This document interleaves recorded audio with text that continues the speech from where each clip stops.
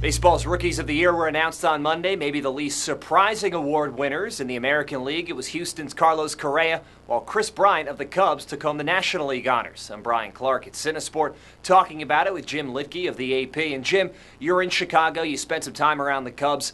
What was the most impressive thing you saw from Kris Bryant?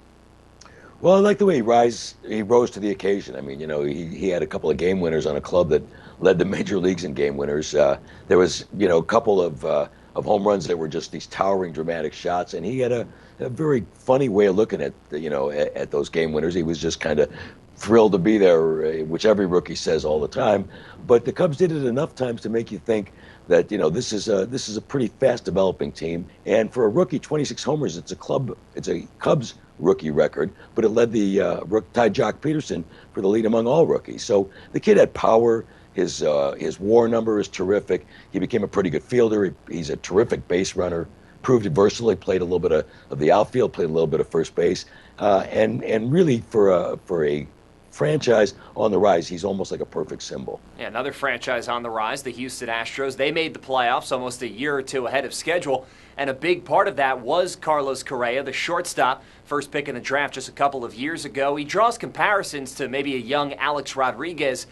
When you watch Correa play, what do you see about him that's just so impressive?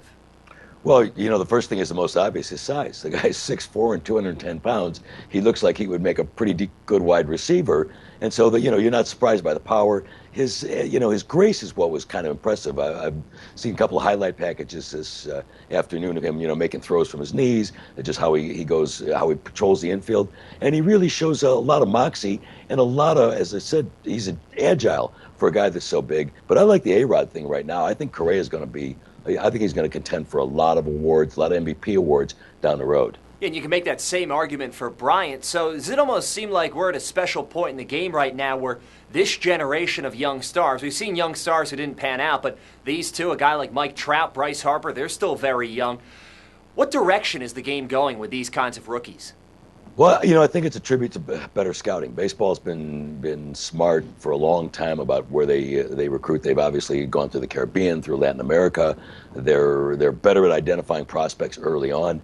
I think because of the way youth baseball is played, there's so many more traveling teams and a high-level competition that most of these kids are now arriving at the majors a lot better off than they used to come. It used to be 5-6 years in the minor leagues basically to get a certain requisite number of at-bats. Some guys used to say 1,500. You had to throw a couple hundred innings in the minors before you're ready. These kids are showing up at 19, 20, 21, 22, and they're basically, they're ready that day one.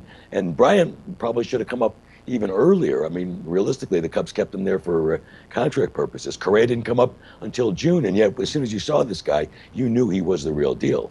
Two well-deserved honors for the Rookies of the Year. Jim Litke of the Associated Press. Thanks, Jim. Thanks, Brian.